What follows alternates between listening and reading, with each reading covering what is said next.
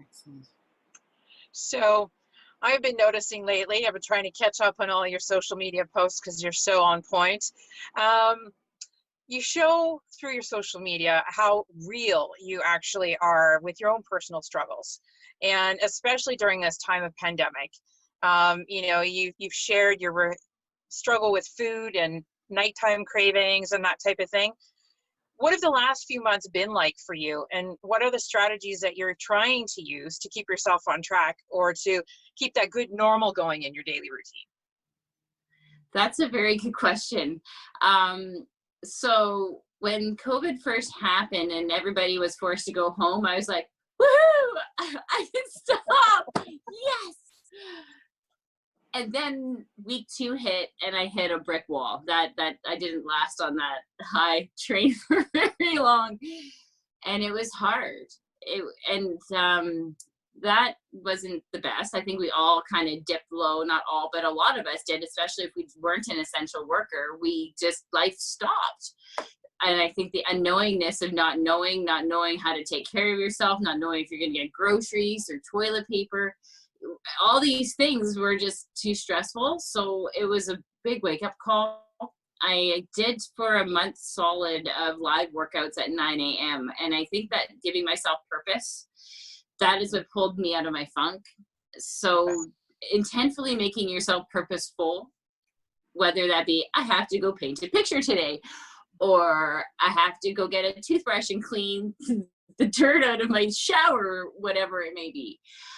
If you give yourself purpose, that was really the only thing that helped me move forward. As well as I think with being in the industry of coaching and training people, I made it a priority to still try to reach out to the clients and to still touch base with them.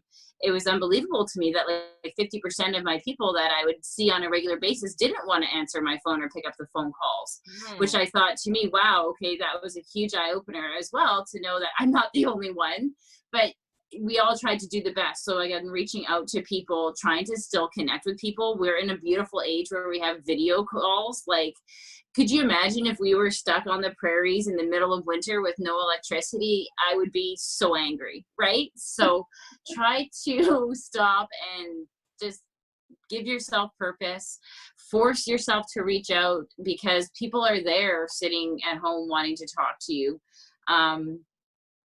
But that is kind of what I would recommend for anybody who's still stuck at home, and you're not alone, right? Yeah. Would you say, though, especially when it comes to food, that you need to balance yourself with a lot of forgiveness? Because when you binge, it's really hard not to beat yourself up when you recognize that you just binged. It is true. The whole being self-sabotaging is, I think, a behavior that not only I struggle with, but many other people do. And self-sabotage can come in many different, anything out there that you struggle with to the excess is damaging. The way to get away from unhealthy food and unhealthy habits is to try to find your positive groove and your positive rhythm, like staying away from the things that you know cause you harm. We pretty much know what they are. If you don't, like, ask or do some research to find out. But again, just giving yourself that purpose, to give yourself that distraction so that you're not going and being bored with those busy little hands scurrying around. Idle hands are the devil's playground, right? So I think just staying busy and staying away from those foods that cause you the inflammation would be your best recipe. Okay, that's great. Thank you. All right, so while we're on the subject of food, what suggestions would you make to somebody who's maybe getting involved with physical training and exercise around their consumption, their diet, what they're going to intake? And are there any apps you could suggest for somebody to use in lieu of having somebody, an accountability partner or personal trainer like yourself, to work with? Absolutely. For the first part, for nutrients and food, whoever you go to should be obviously knowledgeable, but not favoring a diet or a lifestyle. There's certain lifestyles out there that work very well for some candidates versus others. I do offer nutrition counseling, and it should be based on the person's ability to afford food, what is their current lifestyle like? Do they even make food? right? There's a lot of people who don't know how to cook. So if you're going to start going on a radical extreme lifestyle food choices for a diet and your life doesn't or can't support it, the chances of your success are going to be low. So first off, when you're looking and finding for a nutritionist or somebody to give you nutritional advice, if it makes sense to you, then it's probably a good idea. If someone's trying to convince you, it's probably not a good idea. So learn to understand the difference of both and try to find those people that can help you, obviously. When it comes to physical fitness and exercise, my biggest piece of advice is that not all trainers are the same. Not all doctors are the same. Not all therapists are the same. Don't stop at one. If you don't feel comfortable with where you're at, find someone who you really connect with. You need to form and create that relationship, and it's very important and should be treated as such. Okay, so shop around if you're not satisfied. And plus two, dealing with a lot of personal trainers, just from my perspective, is that not everybody trains the same. I feel that, well, first off, I have an app. I take people through a full-on journey, a lymphedema journey that I train people, and I walk alongside them to help teach them what that they could improve on. That's a key feature I feel that I offer to a lot of people, because not only do I live and struggle with the disease, separate from being just a personal trainer, I now get to teach what I know, which is, I think, so incredibly powerful. So when you are looking to move forward with health, and when you are looking to take those next steps, figure out who fits you, who can offer you the resources that you need to continue to survive and just to thrive. Beautiful.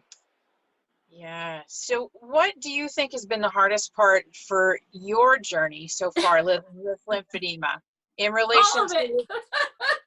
So you struggle though to go, okay, let's just define a sliver of it and go, supplying your body with the nutrients it needs, with the knowledge that you have now. If you had had that knowledge way back when, what do you think has been the hardest part in that journey of figuring that out, what works best for your body? Patience to learn. That's a good one. Patience, yeah. And I think because, yeah, I like that answer. I'm going to go with it, because with patience, this is lifelong. Lots of people are going and trying to do surgeries, which is great. Like, I think I support it if that's what you need. Do you, boo, right? Either which way, whether you're still living with lymphedema or whether you go for the surgery, we still both have to have maintenance and understand how to care for this. And being with a relationship with myself is going to require a lot of patience. Patience to know that I don't know all the answers. Patience to know that, people are trying to make about change, that we're still trying to network together, that we're trying to do the best that we can with the broken system that we have. But yeah, I believe patience would be the best piece of advice that I could offer to someone. And just take it one day at a time, focusing on one thing, like learning about food. I think exactly right. If you don't understand something, it is really up to you to go learn about it, and don't just take one person's advice, like fact find, so that you're getting a collective of issues and you're getting the ability to weigh out that decision. We're so antsy to just Google and first answer we take and we run. Like, I'm guilty of it too, but the patience to figure out how to make your life work with lymphedema, the patience to ask those questions, the patience to try to get better, and know that there's people that we are just awesome still doing us, but we don't want to stay down there anymore. We want to bring everybody up. Right. That's so true. And I think we tend to forget that every body is different. We use everybody as a lump statement, and we say, well, everybody should do this or do that, but we forget that we're all individual. And while they're great guidelines, we have to do that in patience and learning to know what works best for our body. And there's so much unknown, but yet known. And there's still such a big, huge gap between I think there always will be between the medical professionals and the patients. And I really feel that that's rather silly, because the patients are also now becoming more knowledgeable. So it should open up a great forum to have great conversations, and even just with other fellow lymphies to share the stories, because what I found, it's sometimes it's not about whose experience is worse than the other person's. It's just a matter of, this really sucks and let's find a better solution.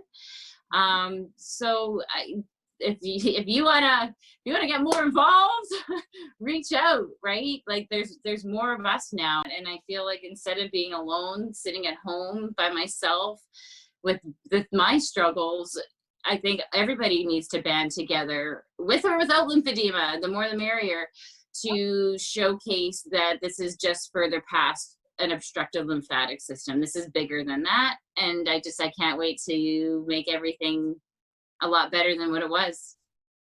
Yeah, and I mean, you've had the opportunity, and Bisa, you've also had the opportunity to live with this a lot longer. But I think the more we empower each other to be that patient advocate, we'll have that better relationship with the medical profession, because they need to actually hear us, but we sometimes forget to use our voice. Or afraid to use Well, it. and I think communication is the hardest thing to master, right? Like who does listen to who?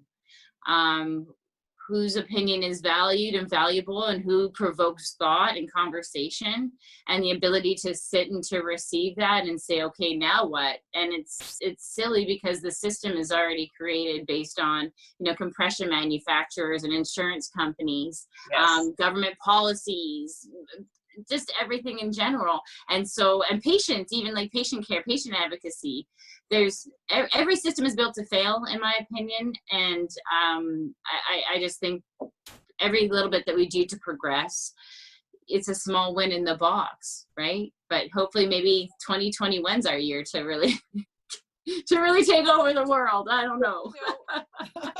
So you are, a natural at self-promotion. So, can you let everyone know who is watching and who may be watching this recording sometime down the road, what is the overview of what you offer? Because I know you offer a plethora of things. You've mentioned training and nutrition and all that. Can you lay it out straight for us?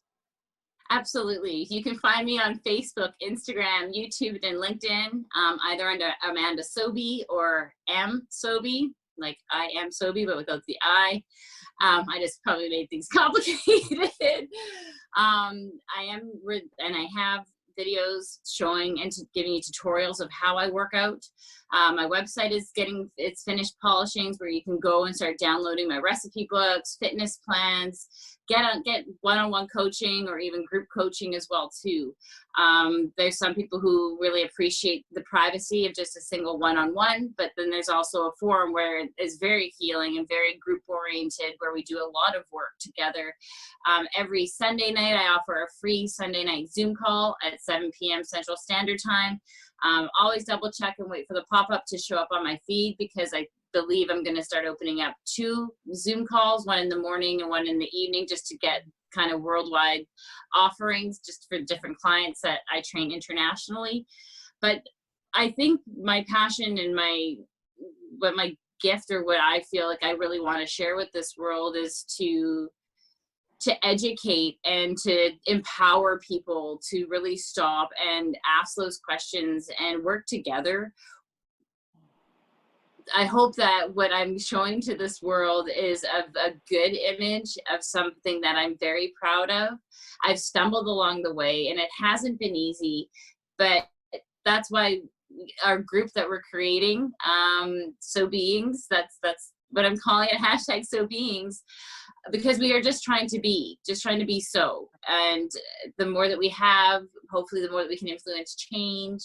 But change in our hearts, change in the way how we look at our situation, even possibly change out for policies and for our health. Like, we don't know how big this is ever going to get, right? But I just see such a big picture of beautiful people being healthy and happy and able to take care of their kids.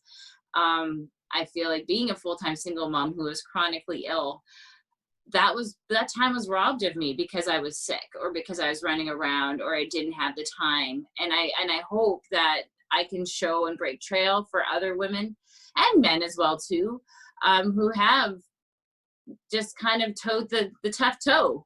So come and join, try and participate, bring your positive selves. And if there's something that I can offer to you, reach out, say hi. But thank you very much for this opportunity. And I hope that we just keep on getting better and better. Well, I know we are very appreciative, aren't we, Bisa? Yes, we are. Thank you.